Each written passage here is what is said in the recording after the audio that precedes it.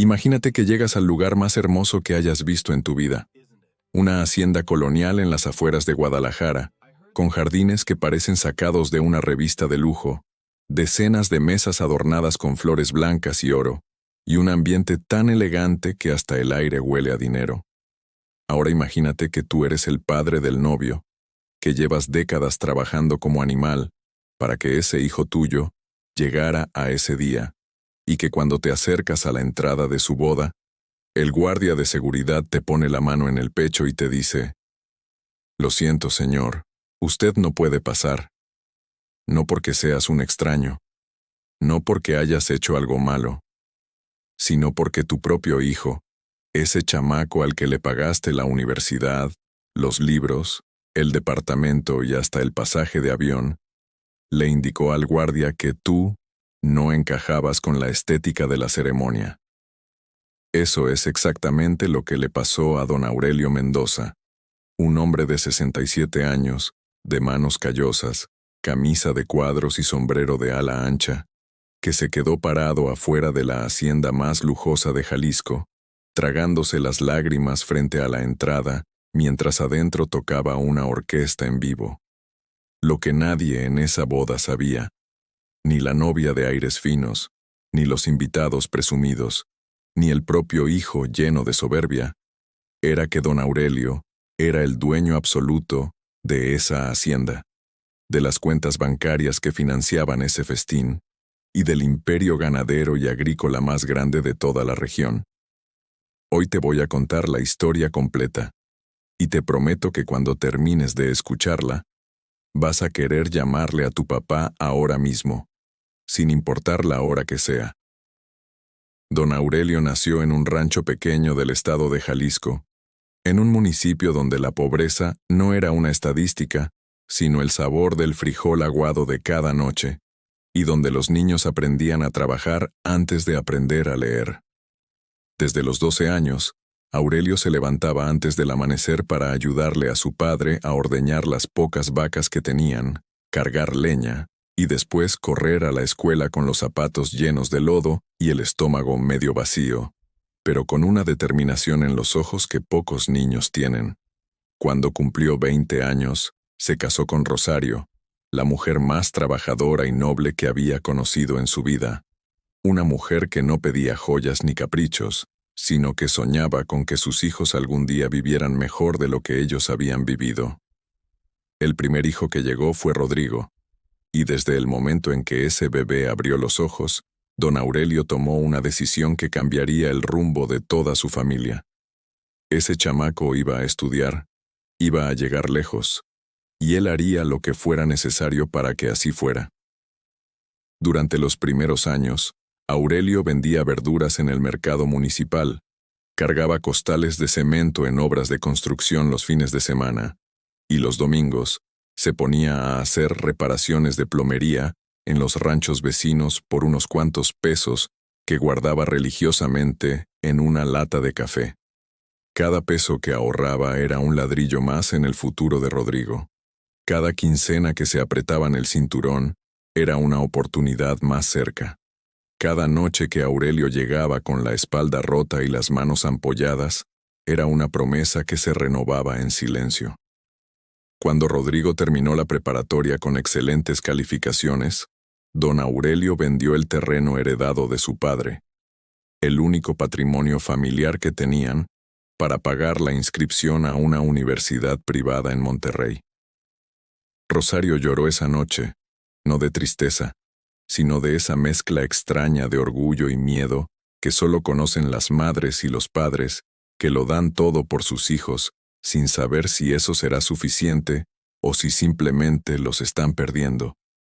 Rodrigo se fue a Monterrey y empezó a cambiar. Al principio eran cosas pequeñas. Ya no llamaba tan seguido, ya no preguntaba cómo estaban. Empezó a avergonzarse cuando sus compañeros de universidad le preguntaban de dónde era su familia. Un verano volvió de vacaciones con un amigo de Monterrey, un muchacho de familia adinerada, y cuando llegaron al rancho y vieron a don Aurelio con su overol lleno de tierra, Rodrigo se puso rojo de vergüenza y dijo en voz baja pero audible: «Ya sé que no es lo que esperabas, Pero ¿qué le vamos a hacer? Don Aurelio escuchó esas palabras desde la cocina.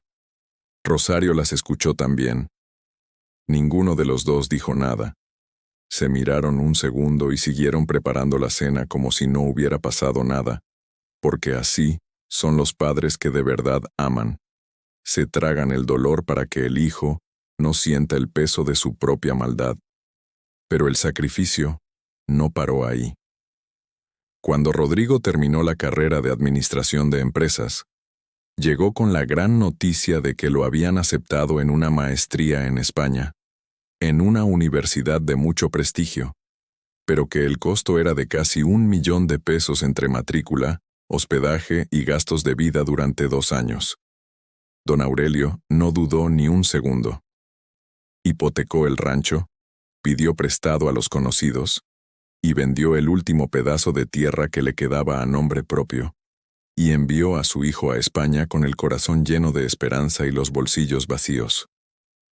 Mientras Rodrigo vivía en Madrid y aprendía a tomar vino en cenas elegantes y a relacionarse con empresarios europeos, don Aurelio trabajaba 12 horas diarias en un empleo nuevo: administrar el rancho de un patrón generoso que, al ver su honestidad y esfuerzo, empezó a darle participación en las ganancias.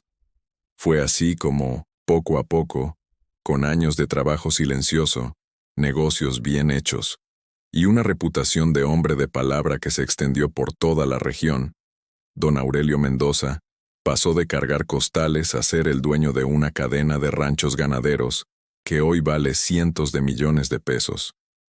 Pero nunca cambió su forma de vestir, nunca cambió su sombrero ni sus botas de trabajo, nunca dejó de hablar como siempre había hablado, porque don Aurelio sabía muy bien quién era, y no necesitaba ningún traje italiano para sentirse valioso. Rodrigo regresó de España convertido en otra persona. Traía trajes de marca, un reloj de esos que cuestan lo que un trabajador no gana en 5 años, y una novia llamada Valentina, hija de un empresario de Guadalajara, que se las daba de mucha cosa y miraba a don Aurelio como si fuera el jardinero cada vez que lo visitaban. La primera vez que Valentina conoció a don Aurelio, lo saludó con 2 dedos flojos y luego se volteó a hablarle a Rodrigo de los arreglos florales de la boda, sin siquiera preguntarle el nombre al hombre que tenía enfrente. Rodrigo lo vio y no dijo nada. Simplemente sonrió de ese modo incómodo que tienen las personas cobardes cuando deciden no defender a quien deberían defender. Durante los meses de preparativos de la boda, don Aurelio fue excluido de cada decisión.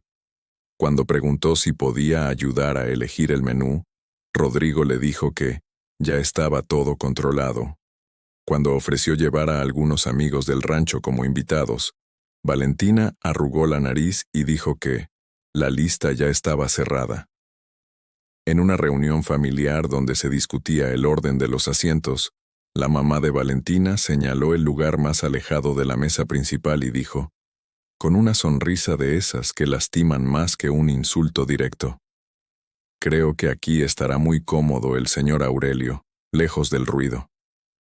Y Rodrigo, el hijo que existía gracias al sacrificio de ese hombre, asintió con la cabeza sin decir una sola palabra. Los amigos de Rodrigo lo sabían ninguear también.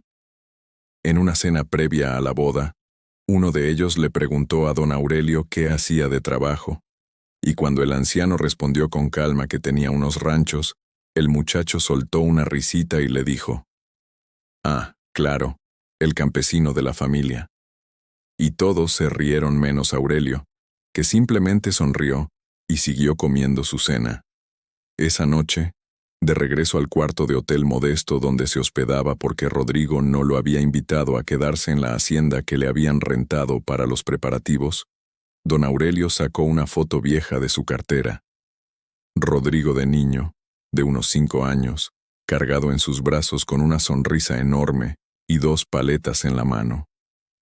Se quedó mirando esa foto mucho tiempo y lloró. No con escándalo ni con coraje, sino con ese llanto suave y profundo que les pertenece a los padres cuando se dan cuenta de que el hijo al que tanto amaron ya no existe.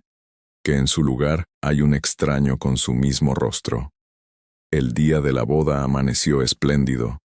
La hacienda, La Esperanza, cuyo nombre nadie en ese festín sabía que tenía una historia muy particular, estaba decorada con miles de flores blancas, cristal cortado, velas de cera de abeja y manteles de lino traídos del extranjero.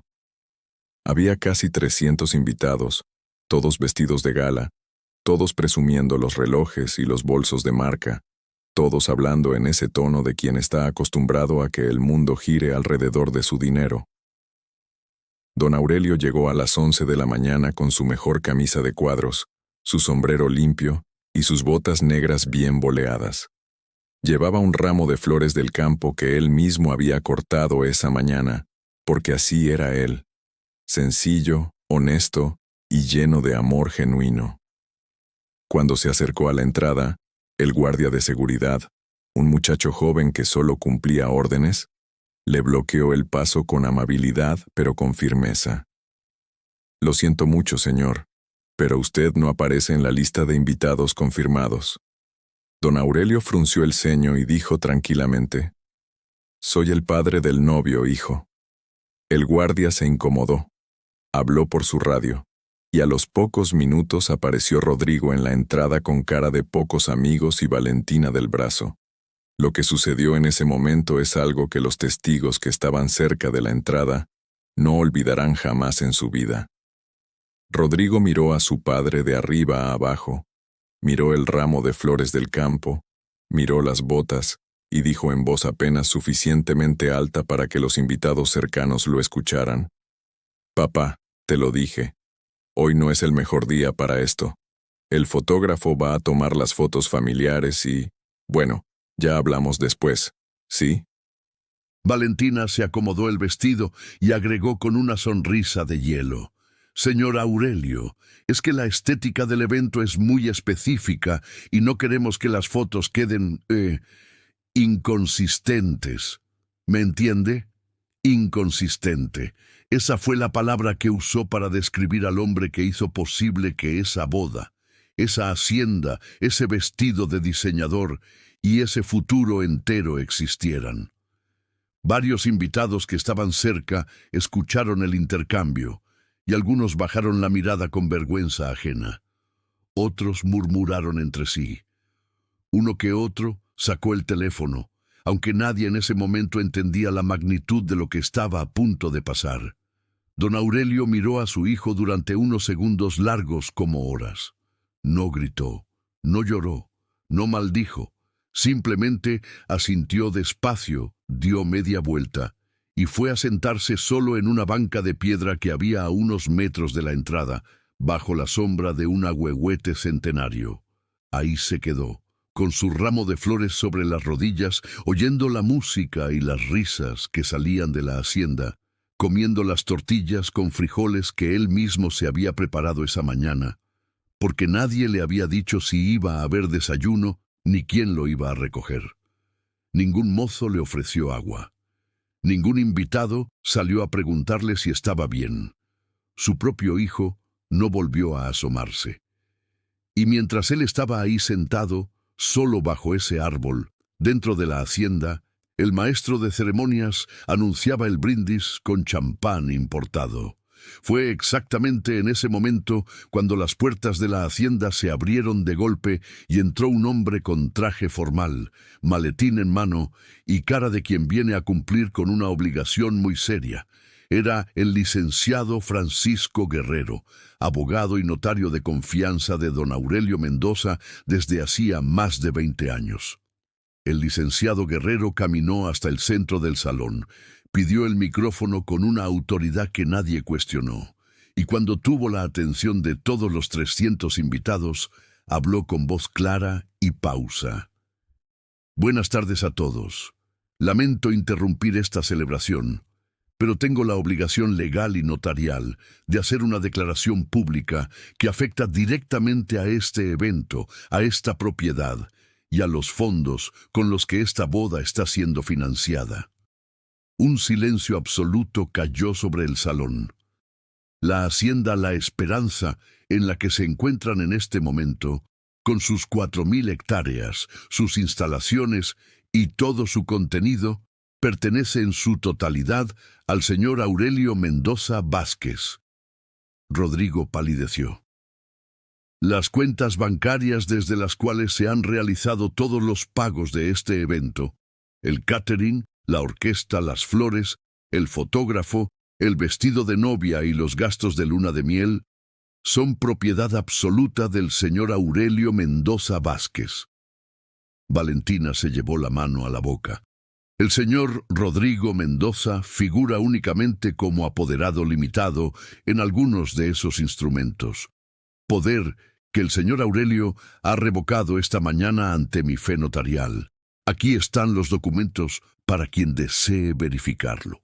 El licenciado colocó los papeles sobre la mesa principal, se ajustó los lentes y agregó una última frase que nadie en ese salón esperaba.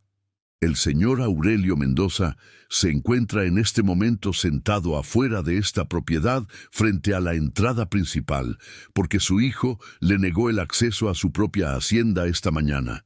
Eso es todo lo que tenía que comunicar. Buenas tardes. Lo que siguió fue un caos elegante. Murmullos, miradas. El papá de Valentina preguntando en voz alta qué estaba pasando. Los meseros deteniéndose confundidos, y Rodrigo con la copa de champán en la mano, sin saber si beberla o tirarla. Varios invitados salieron corriendo a la entrada y encontraron a don Aurelio exactamente donde el licenciado había dicho, sentado en su banca de piedra, bajo el ahuehuete, terminando sus tortillas con calma. Rodrigo salió también, con el traje impecable arrugado por los nervios, y cuando llegó frente a su padre no supo qué decir. Solo abrió la boca y la cerró varias veces, como buscando palabras que no le alcanzaban para cubrir lo que había hecho. Don Aurelio lo miró un momento, se limpió las manos con su pañuelo de tela, se puso de pie despacio con la dignidad intacta de quien sabe exactamente quién es, y le habló en voz baja, pero con una claridad que penetró hasta los huesos. Hijo, yo no vine hoy a arruinar tu boda ni a darte vergüenza. Vine porque eres mi sangre y te quiero, aunque tú hayas decidido olvidarlo. Pero hay cosas que un padre no puede permitir, no por su propio orgullo, sino para que tú algún día seas un hombre de verdad. Rodrigo intentó hablar, pero don Aurelio levantó la mano suavemente. Yo sé lo que valgo. No lo sé porque tengo haciendas, ni porque tengo dinero en el banco. Lo sé porque durante 40 años me levanté antes del sol, y no me rendí nunca, ni cuando no había para comer, ni cuando las deudas llegaban a la puerta, ni cuando el único que podría haberme dicho, gracias papá, me cerró la entrada de su propia boda. Valentina llegó en ese momento, ya sin la sonrisa de hielo, con los ojos húmedos y la máscara de elegancia completamente caída. Don Aurelio la miró también, sin coraje, sin resentimiento, con esa tristeza serena que solo tienen los viejos que han visto demasiado mundo. Señorita, yo no le guardo rencor a usted. Usted es producto de lo que le enseñaron. Pero le digo algo. El dinero que hoy está adornando esta hacienda lo cargué en costales. Lo conseguí con ampolletas en las manos y noches sin dormir. No es herencia de nadie, no cayó del cielo. Y si algún día llegan a tener hijos, espero que Rodrigo les enseñe lo que yo le intenté enseñar a él, y que él olvidó en el camino. Luego se agachó, recogió su sombrero que había quedado en la banca, tomó el ramo de flores del campo, ese ramo que nadie quiso en la boda más cara de la temporada, y se lo dio a Valentina. Estas flores las corté yo esta mañana de mi jardín. Son sencillas, pero son honestas. Ojalá algún día usted también aprenda a valorar lo sencillo y lo honesto. Don Aurelio Mendoza caminó hacia su camioneta. Una pick-up vieja y trabajadora, no un auto de lujo, y antes de subirse se volteó una última vez hacia su hijo. La hacienda y los ranchos se quedan en fideicomiso. El licenciado Guerrero les explicará los términos.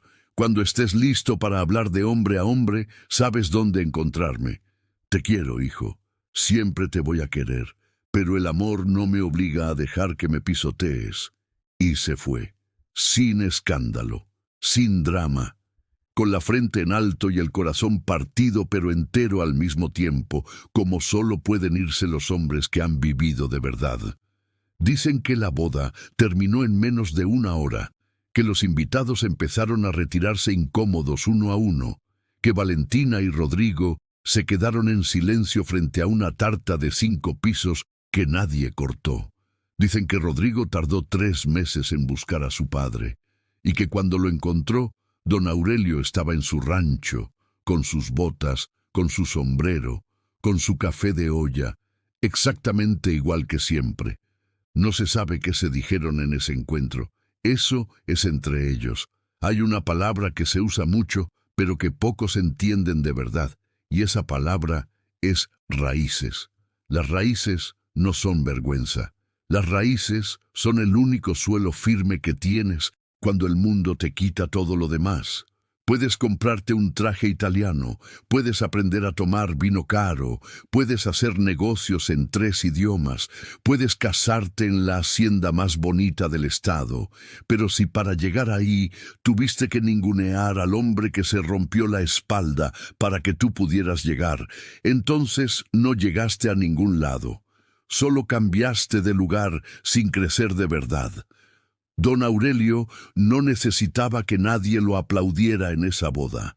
No necesitaba el lugar de honor ni el mejor asiento. Solo necesitaba que su hijo reconociera, aunque fuera en silencio, que existía. Eso es lo único que piden los padres que de verdad aman: ser vistos, ser recordados. Saber que el sacrificio que hicieron no fue en vano. Honra a tu padre y a tu madre, no porque la ley lo diga, no porque la religión lo mande, sino porque hay personas en este mundo que dieron todo lo que tenían, incluyendo lo que no tenían, para que tú pudieras estar donde estás hoy. Y si hoy tienes a tu papá vivo, aunque esté lejos, aunque no se entiendan bien, aunque las cosas estén difíciles entre ustedes, llámale, dile gracias, dile que lo quieres, porque hay quienes dan todo porque sus hijos sean felices, y lo único que piden a cambio es no ser ignorados. No dejes que tu historia termine como la de Rodrigo. No dejes que el orgullo te cueste a la persona que más te quiso sin pedirte nada. Gracias por ver hasta el final. Si esta historia te llegó al corazón, dale like y compártela con alguien que necesite recordar lo que de verdad importa. Nos vemos en el siguiente video, y entonces lo vio. Pero aquello apenas era el comienzo. Javier estaba al fondo del salón, de espaldas, mirando una de las fotografías. Patricia se detuvo. Sintió que el corazón le daba un salto extraño, ni de amor ni de rencor, sino de algo más neutro y más complejo que no tenía nombre exacto. Valentina lo vio también y apretó el brazo de su madre. «¿Estás bien?», susurró. Patricia asintió. Y era verdad. Javier se volteó. Sus ojos encontraron los de Patricia con esa precisión extraña que tienen los reencuentros que no estaban planeados. Estaba más delgado, más gris en las sienes. Tenía las manos en los bolsillos y una expresión que Patricia no le había conocido antes. Una mezcla de vergüenza contenida y cansancio real. El tipo de cansancio que no viene de no dormir, sino de cargar algo pesado durante mucho tiempo. Lo que estaba por descubrir cambiaría su vida para siempre. Se acercaron despacio, con la cautela de 2 personas que comparten una historia larga y complicada, y no saben exactamente cómo pararse uno frente al otro. Rodrigo los vio desde el otro extremo del salón y se tensó, visible incluso desde lejos. Patricia le hizo un pequeño gesto con la cabeza. «Estoy bien, no te preocupes». «Patricia», dijo Javier cuando estuvo cerca. Su voz sonó diferente, más suave, más cansada. «Javier», respondió ella. El silencio que siguió duró apenas unos segundos, pero se sintió mucho más largo, cargado de todo lo que tenía 5 años de historia dentro. «¿Cómo estás?», preguntó él. «Bien», dijo Patricia, y no era una respuesta automática ni una mentira de educación. Era la verdad más simple y más poderosa que tenía para darle. Nadie imaginaba lo que ocurriría después. Javier asintió despacio. Sus ojos estaban brillantes. No lloraba, pero estaba cerca. Patricia lo vio y no sintió satisfacción. Sintió algo más sereno, algo más maduro, algo que tiene que ver con desearle el bien a alguien, aunque ese alguien te haya lastimado profundamente, no porque lo merezca, sino porque tú ya no quieres cargar el peso contrario. ¿Podemos ser algo?, preguntó él. Aunque sea por los muchachos, padres, solo eso. Sí, dijo Patricia sin dudar. Eso siempre. Somos los padres de Rodrigo y Valentina. Eso nos va a unir siempre, y para eso sí estoy. Nadie imaginaba lo que ocurriría después. La conversación terminó sin drama, sin portazos ni lágrimas derramadas frente al otro. Terminó como terminan las cosas que ya están resueltas en el interior antes de ponerse en palabras, con calma, con respeto mutuo, con el silencio de dos personas que se despiden de algo que ya no existe, pero que existió. Y en alguna dimensión eso también vale. Patricia apagó su café, se puso el abrigo, se levantó, y antes de alejarse dijo: «Cuídate, Javier». No fue una frase vacía ni protocolo social. Fue exactamente lo que quería decirle, ni más ni menos. Salió a la calle y el aire de noviembre le tocó la cara con esa frescura que en otra época habría sentido como frío y que esa tarde sintió como claridad.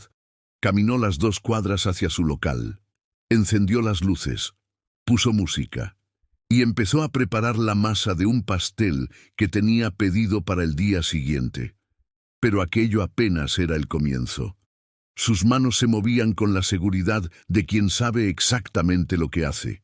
La harina, los huevos, la mantequilla en temperatura ambiente, el olor a vainilla llenando el local despacio, cubriéndolo todo con esa calidez específica que Patricia ya consideraba propia. Valentina le mandó un mensaje: «¿Cómo te fue con papá?». Patricia sonrió. Pensó un momento y respondió: «Bien, mi amor, estoy bien de verdad». Y puso un corazón. Y era la verdad más completa que podía darle. Esa noche, mientras terminaba de hornear y el local brillaba suave desde adentro contra la oscuridad de la calle, Patricia pensó en el camino recorrido, no con nostalgia, con algo más parecido a la gratitud, esa emoción tranquila que llega cuando uno entiende que incluso las cosas que duelen forman parte de lo que uno es. Pensó en la mujer que había sido, esposa, madre, sostén invisible de una familia que un día se fracturó. Pensó en esa Patricia que lloraba en el baño con el agua corriendo para no ser escuchada, y sintió por ella una ternura enorme, la ternura que uno siente por sí mismo cuando por fin se perdona.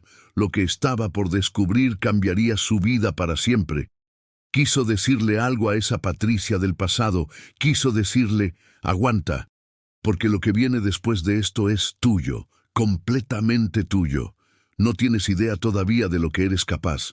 No tienes idea de los sábados con harina en las manos y los domingos con mujeres aprendiendo contigo y las noches en tu propio local con la música puesta y el olor a vainilla y la certeza tranquila de que estás exactamente donde tienes que estar.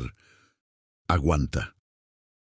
Porque lo mejor de ti no estaba en ese matrimonio. Estaba esperándote del otro lado».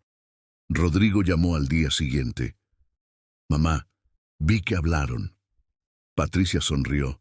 «Sí, mijo. ¿Cómo estás?» «Estoy más que bien». Hubo una pausa y luego Rodrigo dijo: «Mamá, cada vez que te veo me da más orgullo lo que has construido». Patricia cerró los ojos un segundo. «Gracias, mi amor. Ustedes dos son parte de lo que me dio fuerzas para construirlo». Nadie imaginaba lo que ocurriría después. Pasaron las semanas, el local seguía creciendo, Los talleres de los domingos se convirtieron en algo que Patricia ya no imaginaba su vida sin. Cada domingo era una sala llena de manos en la masa y de historias que se contaban solo a medias, solo lo necesario, porque las historias completas a veces no caben en una mañana de repostería, pero sí caben las partes que importan. Un domingo de marzo, 5 años exactos después de aquella noche en que Javier tomó su maleta y la puerta se cerró, Patricia abrió su local temprano.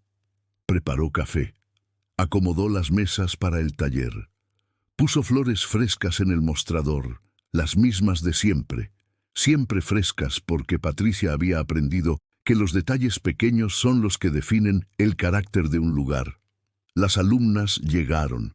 Llegaron las risas y las conversaciones y los errores y las correcciones y los pequeños triunfos que la repostería siempre tiene para quien pone atención. Pero aquello apenas era el comienzo. Al mediodía, cuando el taller terminó y el local quedó en silencio, Patricia se sentó en su sillón favorito junto a la ventana grande. Afuera el sol de marzo era suave, casi amable, con ese tipo de luz que no encandila sino que acompaña. Pensó en el aniversario, no con tristeza, no con amargura, con algo que tardó en identificar porque no lo había sentido en ese contexto antes: gratitud. 5 años antes, cuando esa puerta se cerró, Patricia creyó que su historia había terminado, y en un sentido tenía razón. Esa historia había terminado, pero otra había comenzado, una que no dependía de nadie más que de ella, una que construyó con sus propias manos, con su propia inteligencia, con su propia capacidad de sobreponerse, una que era completamente, absolutamente suya. Si historias como esta fortalecen tu corazón, suscríbete al canal. Tomó su teléfono y le escribió a Lucía: 5 años, hermana. ¿Puedes creerlo? La respuesta llegó en segundos. Lo que sí puedo creer es todo lo que eres hoy. Siempre lo fuiste, solo tardaste en verlo. Patricia sonrió, guardó el teléfono, miró su local, su nombre en el letrero, las flores en el mostrador, el sillón que eligió ella sola, la ventana que siempre tiene luz, el olor que ya es el olor de su vida y de nadie más. Javier la miró, realmente la miró, con una atención que no tenía la urgencia de los primeros años ni la distancia de los últimos. La miró como se mira a alguien cuando por fin se tiene el tiempo y la humildad de verlos de verdad. Y en esa mirada, Patricia vio algo que reconoció sin que le sorprendiera demasiado: el reconocimiento tardío de quien ve lo que tenía y comprende, con una claridad que llega demasiado tarde, lo que decidió no valorar cuando lo tenía. ¿Podemos hablar?, preguntó Javier. No aquí. Cuando puedas, cuando quieras. Solo necesito decirte algo que llevo mucho tiempo cargando. Patricia pensó. No fue una duda larga, fue un momento breve pero honesto consigo misma. Podía decir que no. Tenía todo el derecho de decir que no. Pero algo en ella, esa parte que ya no necesitaba defenderse porque ya no se sentía amenazada, quiso escuchar. Mañana, a las 5, en la cafetería de la esquina de mi local. Gracias, Patricia. Ella asintió. Y se alejó hacia donde sus hijos la esperaban. Pero aquello apenas era el comienzo. Esa noche Patricia no durmió del todo bien. No por miedo, no por nostalgia tampoco, sino porque la mente hace esas cosas cuando algo importante está por ocurrir. Revisa, reorganiza, pregunta. Recordó la noche de la maleta, los meses del baño con el agua corriendo, sus manos aprendiendo a medir harina, la primera transferencia de una clienta desconocida, la tarjeta de Rodrigo en la inauguración, los mensajes de mujeres desconocidas después de la entrevista, y se dio cuenta de algo que la tranquilizó como pocas cosas la habían tranquilizado en mucho tiempo. Toda esa historia era suya, completamente suya. Él no había tenido ningún papel en ella. Si llegaste hasta aquí, escribe dignidad en los comentarios. Llegó a la cafetería 5 minutos antes. Pidió un café americano y se sentó junto a la ventana. Afuera, la tarde de noviembre movía las hojas de los árboles con esa suavidad que tiene el viento cuando no tiene prisa, cuando solo existe para moverse y hacer que las cosas se muevan con él. Javier llegó puntual. Se veía nervioso de una manera que en otros tiempos Patricia habría intentado calmar. Esta vez lo dejó en su nerviosismo, porque ya no era su trabajo aliviarlo. Pidió un café sin azúcar, como siempre, y Patricia pensó que es extraño cómo el cuerpo retiene esas informaciones pequeñas e irrelevantes durante años, como si supiera que algún día serían necesarias para algo sin importancia. Se sentó frente a ella. Durante un momento no dijo nada. Patricia esperó. Tenía toda la calma del mundo. Lo que estaba por descubrir cambiaría su vida para siempre. No sé bien por dónde empezar, dijo Javier al fin. Por donde sientas que debes empezar, respondió Patricia. Y él habló. Le dijo que se había equivocado, no con palabras ensayadas, ni con el lenguaje grandioso de los que se preparan un discurso. Con la torpeza honesta de alguien que ha cargado una culpa durante tiempo suficiente como para haberla estudiado bien y ya no puede adornarla. Le dijo que había confundido el aburrimiento con incompatibilidad, que había confundido la emoción de lo nuevo con la felicidad real, que había buscado en Sofía algo que en realidad nunca se había perdido, solo que él había dejado de buscarlo donde estaba. Le dijo que los 5 años después de irse habían sido los más solos de su vida. No porque hubiera estado solo, sino porque había entendido demasiado tarde la diferencia entre estar acompañado y estar comprendido, que había aprendido, al precio más caro, lo que significa tener a alguien que te conoce de verdad. Nadie imaginaba lo que ocurriría después. «Lo siento, Patricia», dijo, y no había manipulación en esas palabras. Había algo más difícil de fingir, la verdad de quien ya no tiene nada que ganar con una mentira.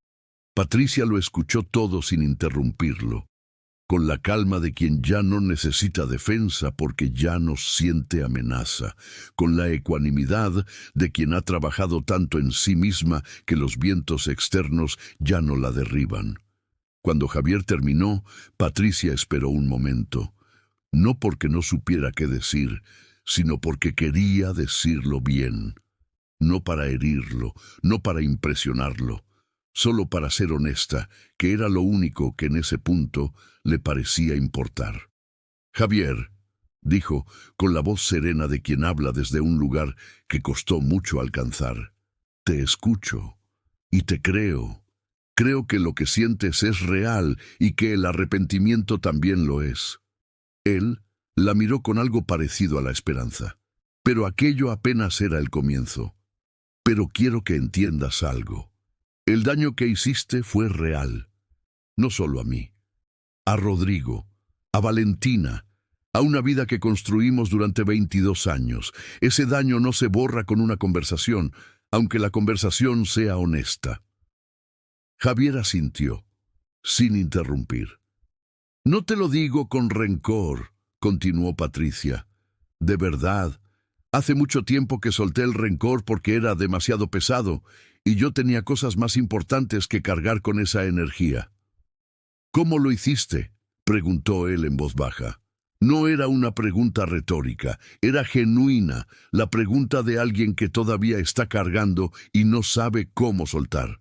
«Decidí que mi vida no podía girar alrededor de lo que tú habías hecho, que tenía que construir algo que fuera mío, y lo hice. Tardé, fue difícil, pero lo hice. Si estuvieras en su lugar, ¿qué habrías hecho? Lo que pasó me destruyó durante un tiempo. Me hizo creer que no era suficiente, que no valía, que mi mejor etapa había quedado atrás, y yo no me había dado cuenta. Y tardé meses en entender que nada de eso era verdad, que el problema no era yo». «Tienes razón», dijo Javier. Sé que tengo razón, respondió Patricia, y en su voz no había arrogancia, sino algo mucho más valioso, convicción sin necesidad de aprobación. Nadie imaginaba lo que ocurriría después. Patricia, dijo Javier después de un silencio, y en su voz había una vulnerabilidad que ella nunca le había conocido, quiero pedirte una segunda oportunidad. Lo dijo con la valentía de quien sabe que la respuesta probablemente será no, pero lo intenta de todas formas, porque necesita intentarlo para poder seguir adelante con eso o sin eso. Patricia lo miró. Miró sus ojos cansados, sus manos sobre la mesa, la manera en que esperaba con una humildad que él nunca había tenido en los 22 años de matrimonio. Y sintió algo complejo que no era amor romántico, pero que tampoco era frialdad. Era algo parecido a la compasión que se tiene por alguien que sufrió las consecuencias de sus propios errores y finalmente lo entiende. Javier, dijo, y su voz fue gentil, sin filos. Te agradezco que me lo digas. De verdad. Él esperó. Pero mi respuesta es no. Pero aquello apenas era el comienzo. Javier asintió, no con sorpresa, con la resignación tranquila de quien ya sabía la respuesta, pero necesitaba escucharla para poder cerrar algo. No porque te guarde rencor, continuó Patricia, no porque quiera que sufras, sino porque en estos 5 años encontré algo que no sabía que me faltaba. Me encontré a mí misma, y esa Patricia que soy hoy no cabe en el lugar donde estuve antes. No porque ese lugar sea malo, sino porque yo ya soy diferente. Lo entiendo, dijo él. Construí una vida que es mía, un negocio que empecé de cero, una versión de mí misma que me gusta, que me respeto, que me reconozco cuando me miro al espejo. Y no voy a cambiar eso por nada ni por nadie. Lo que estaba por descubrir cambiaría su vida para siempre. Te mereces ser feliz, Javier, dijo Patricia entonces, y lo decía con total sinceridad, no como cortesía ni como venganza disfrazada de generosidad. Mereces encontrar paz contigo mismo, pero eso tiene que empezar por ti, no por volver a mí. Y supo, con la certeza tranquila de quien ya no necesita que nadie más se la confirme, que estaba exactamente donde tenía que estar. No a pesar de lo que pasó, sino también, en parte, gracias a lo que pasó, porque a veces el derrumbe más doloroso es la única manera en que el camino correcto se abre. Lo que estaba por descubrir cambiaría su vida para siempre, porque las historias de mujeres que se levantan no son historias de venganza ni de amargura, ni de esperar que el otro sufra para sentirse bien. Son historias de regreso a una misma, de regreso a los sueños guardados en cajones, de regreso a las manos que siempre supieron crear aunque nadie se los dijera. Son historias que nos recuerdan que el final de algo no es el final de todo, que el abandono más doloroso puede convertirse, con tiempo y trabajo y amor propio, en la apertura que uno necesitaba sin saberlo todavía. Patricia no necesitó que Javier regresara para ser feliz. No necesitó su perdón para perdonarse a sí misma. No necesitó que nadie le dijera que valía para empezar a creerlo y a vivir como si fuera verdad. Nadie imaginaba lo que ocurriría después.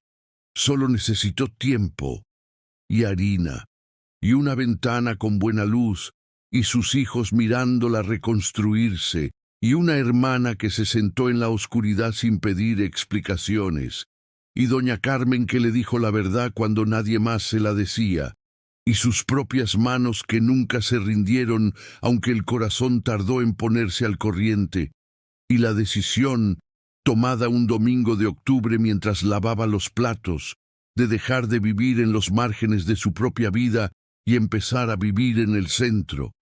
Eso fue todo. Y fue suficiente, fue más que suficiente. El día que dejó de esperar que él regresara, fue el día que volvió a encontrarse a sí misma.